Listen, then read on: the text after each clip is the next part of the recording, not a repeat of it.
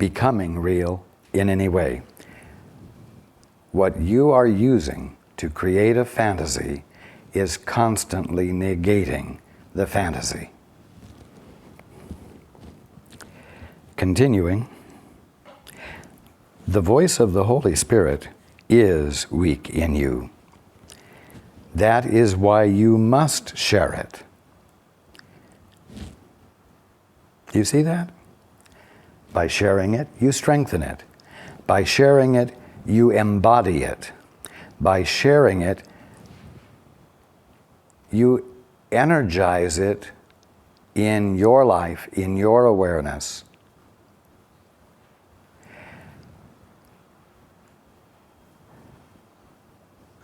And it does not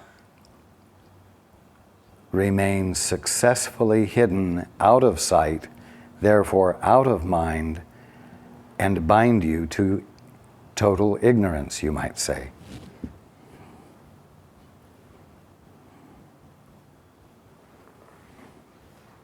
Continuing, it must be increased in strength before you can hear it.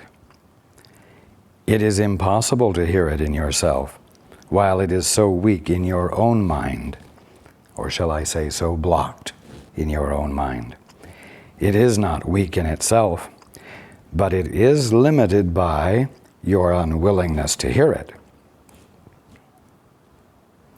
Will itself is an idea, and is therefore strengthened by being shared.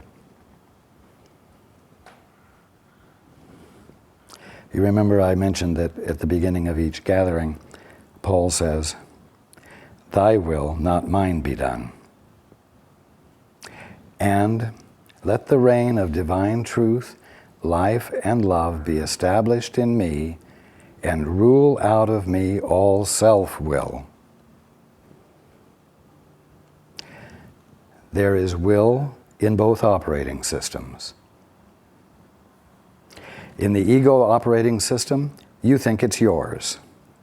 You think it's a possession and something that gives you authority. In the Holy Spirit, the will is the Father's will, which all that the Father is being yields to. In other words, the infinite creation of God is forever yielding to God by not claiming an existence of its own in its own right, you see?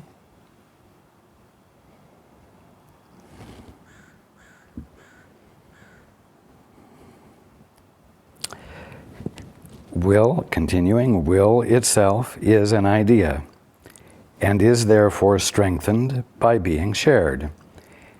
If you make the mistake of looking for the Holy Spirit in yourself alone, your meditations will frighten you, because by adopting the ego's viewpoint, you are undertaking an ego-alien journey with the ego as guide. This is bound to produce fear. And this is exactly why, as you begin the shift of operating systems, you have to abandon the valuing of your ego and of your present sense of everything. And you must reach outside of the boundaries of it completely. You must reach out to the Holy Spirit as though it is something different from you. Because if you don't do that, you will have nothing to yield to.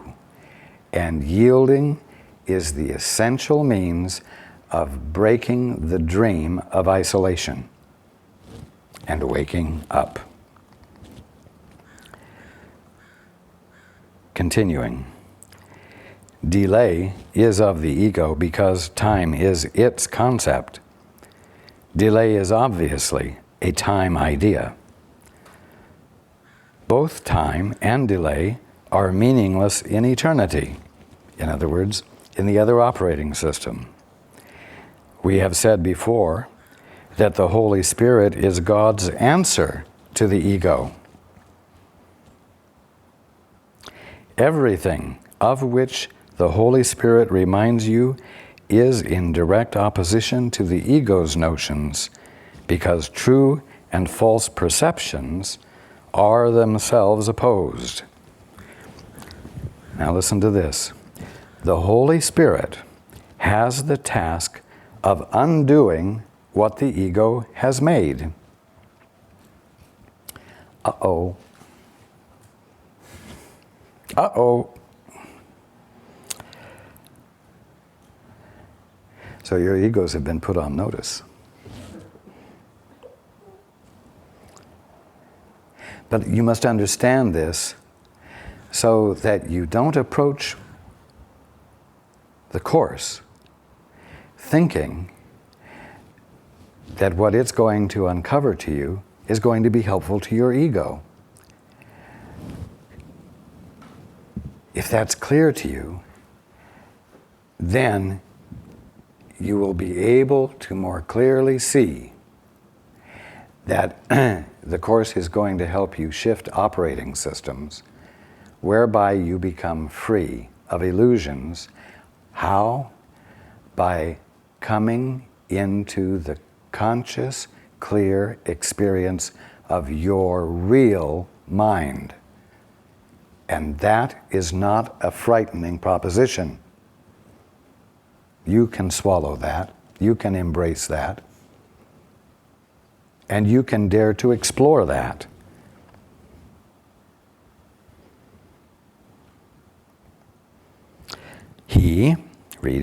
He, the Holy Spirit, undoes it in the same realm of discourse in which the ego itself operates, or the mind would be unable to understand the change.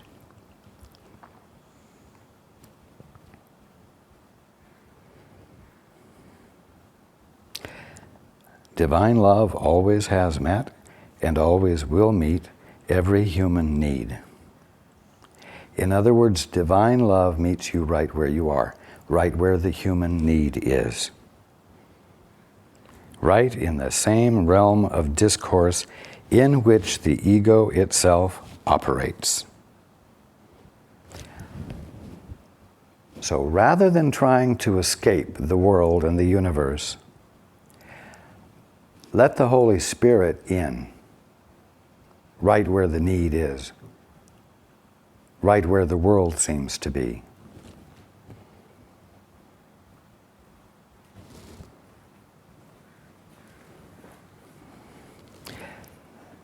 The world and universe, all of creation, is not something to rise above. It is something to invite the Holy Spirit into. Relationships aren't something to be gotten out of, but something to invite the Holy Spirit and its perspective into. Why?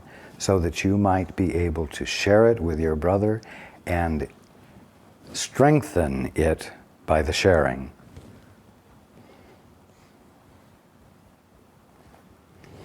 Continuing, we have repeatedly emphasized that one level of the mind is not understandable to another. In other words, one operating system is not understandable to another operating system.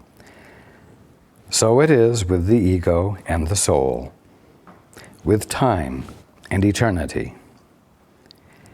Eternity is an idea of God, so the soul understands it perfectly. Time is a belief of the ego, so the lower mind, which is the ego's domain, accepts it without question. We might also call the lower mind the imagined mind, the fantasy mind. Continuing, the only aspect of time which is really eternal is now. That is what we really mean when we say that now is the only time. The literal nature of this statement does not mean anything to the ego, which interprets it at best to mean, don't worry about the future. That is not what it really means at all.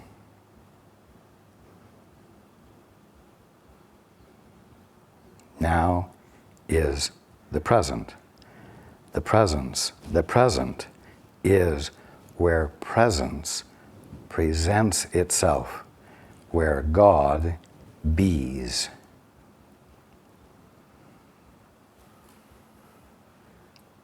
Continuing. The Holy Spirit is the mediator between the interpretations of the ego, one operating system, and the knowledge, or capital K knowing, of the soul, the other operating system. His ability to deal with symbols enables him to work against the ego's beliefs in its own language. Mind you, I'm going to go back and reread this.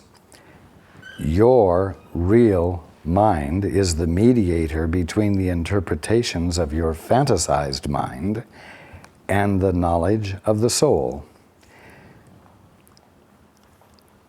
Your right mind's ability to deal with symbols enables it to work against your ego's beliefs in its own language. Your real mind's equal ability to look beyond symbols into eternity also enables it to understand the laws of God for which it speaks. It's really important for you to read this, understanding that when it refers to the Holy Spirit, it is referring to your real mind. This is integrating, and this affirms the integrity of your being, divinely speaking, that you never lost and which is fully functional in you right now. In the realization of this, it strengthens your ability to abandon your obsession with and commitment to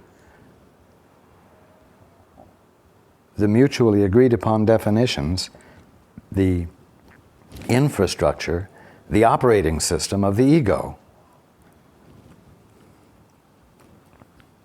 He, the Holy Spirit, can thus perform the function of reinterpreting what the ego makes, not by destruction, but by understanding. Understanding is light, and light leads to knowledge, or capital K knowing.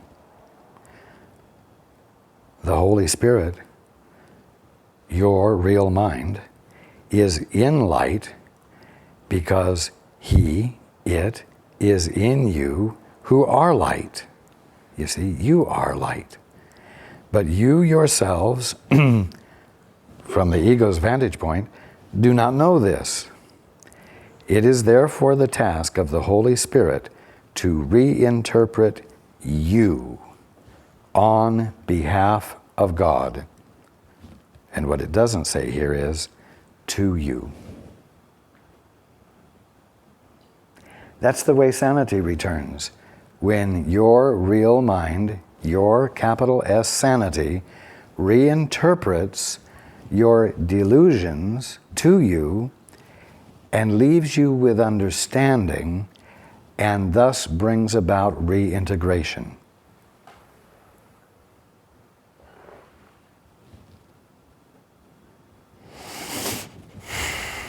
Do you see how cohesive and integrated the means of coming home is?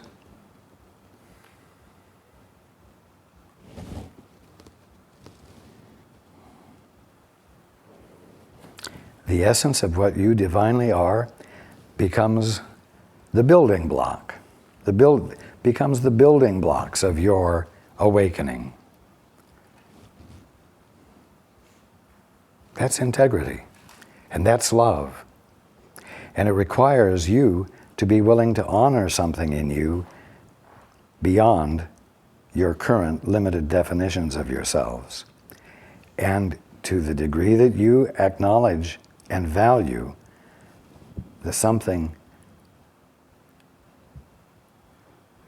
of essential integrity in you, and you let it find expression or extension, it becomes strengthened in you and in your brother and sister and in your world,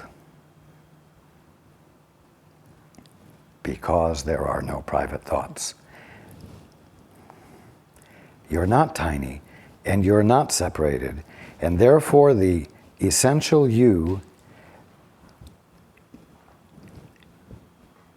exists, functions, acts in its wholeness, which is universal. When you are awake, there is nothing you can do or be that does not constitute a universal experience for all that exists. That's how expansive the benefit of your sharing is.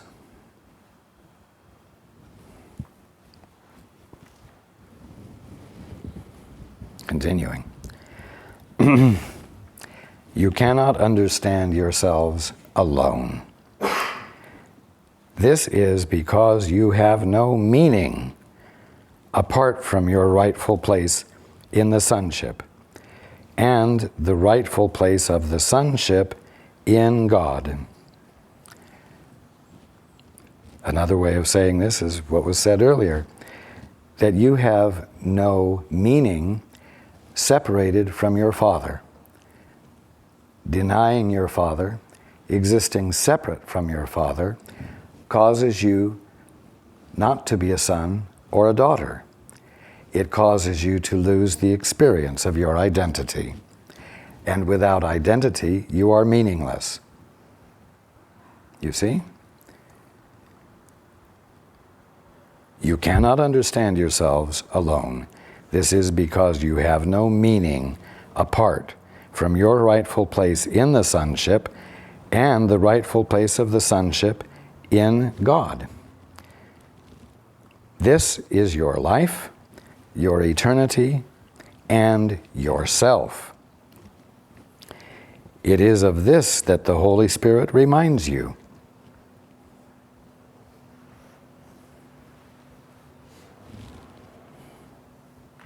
It is this that the Holy Spirit sees. This vision invariably frightens the ego because it is so calm. Peace is the ego's greatest enemy because, according to its interpretation of reality, war is the guarantee of its survival. That's part of the underlying structure of the other operating system. The ego becomes strong in strife. If you believe there is strife, you will react viciously because the idea of danger has entered your mind. The idea itself is an appeal to the ego.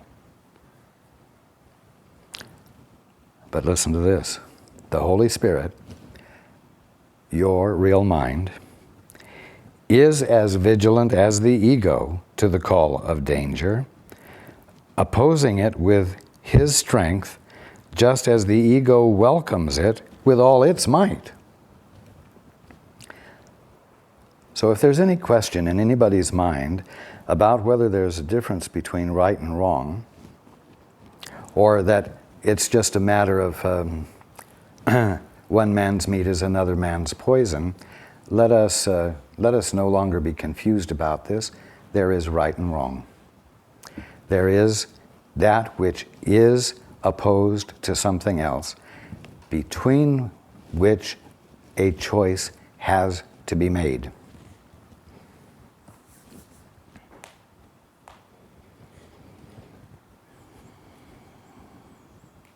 Continuing, the Holy Spirit counters this welcome by welcoming peace. Peace and eternity are as closely related as are time and war. Perception, as well as knowledge, or capital K knowing, derives meaning from relationships. That's the same in both operating systems.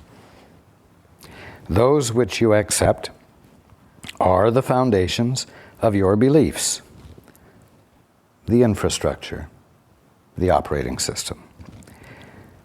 The separation is merely another term for what? Not a distance between you and your Father, but a split mind.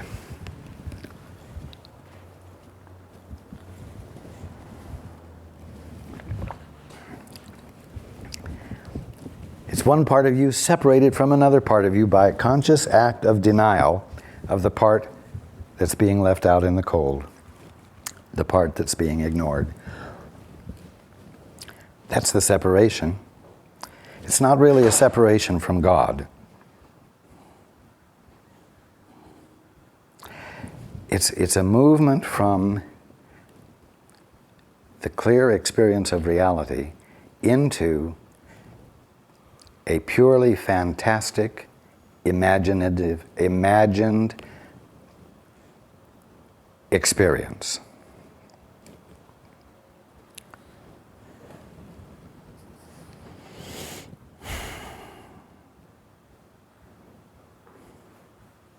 Again, the separation is merely another term for a split mind. It was not an act, but a thought. Therefore, the idea of separation can be given away, just as the idea of unity can. Either way, the idea will be strengthened in the mind of the giver. Again, either way, it's a law. Either way, the idea will be strengthened where? In the mind of the giver.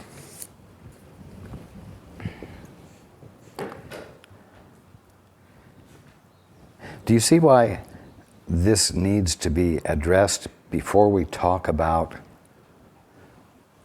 well, let's say, how to do miracles, how to change your world, how to heal, how to redeem, how to regenerate, how to bless?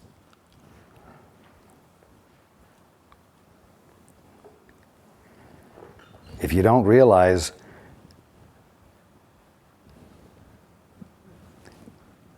that you've been operating according to an operating system which at some point you imaginatively created for yourself, then you're lost. You're totally unconscious of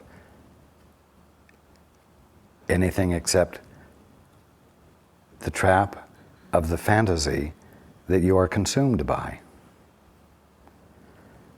When you learn that it is an operating system and not a fact, and that there is another operating system, and the other operating system is valid, but the one you've been using is invalid, you have made an unsettling discovery, one that is appropriately called a disillusioning discovery. Disillusioning because you're in a position of recognizing that there is an illusion that can be abandoned because there's a real operating system. So you're not lost, but everything that you had valued isn't really valuable. And so if you don't understand this, and if you don't realize that the call for God is a call to another operating system, you will just continue to take every new spiritual expression and try to use it from the operating system currently in use, and will remain stuck.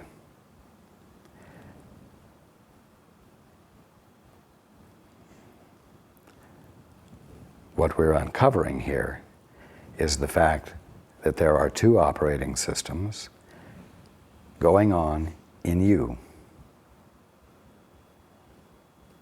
Not operating systems being enforced from some outside source, but entirely within the singular presence that you are. One of them disintegrates you, and one of them integrates you. Knowing this means that you can now make a choice. But making the choice is going to require that you yield what you have valued to that which is apparently unknown to you, because you have so successfully blocked it off from yourself.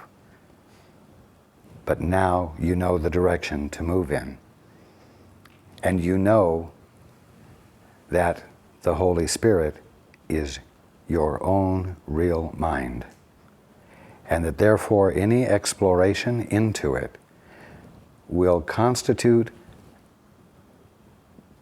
an increased integrity of your essential, valuable being.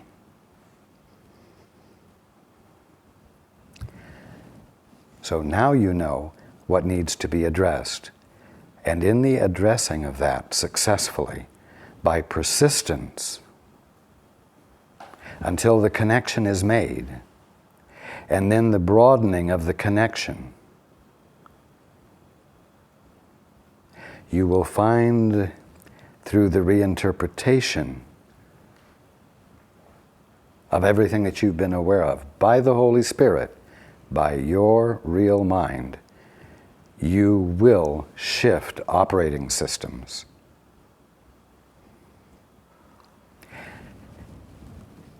You may not do it wholly, all at once.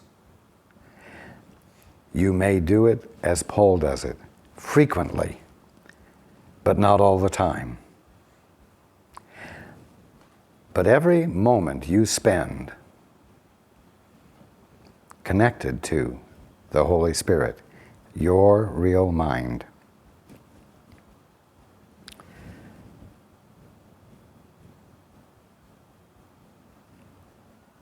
you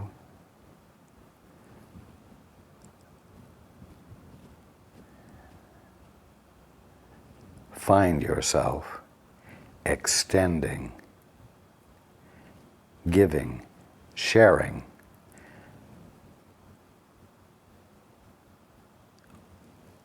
what you find yourself knowing in that place. And the extension of it always involves the acknowledgement that the truth you're experiencing is true about your brother, and therefore about yourself. And the leaven increases the leavening.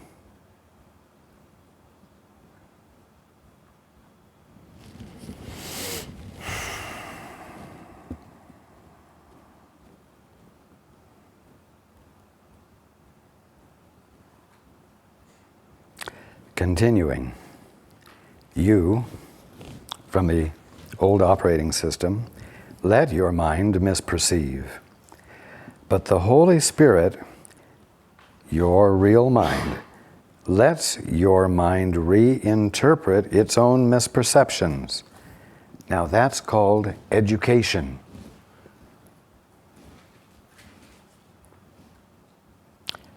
And that's called learning. And that's called change.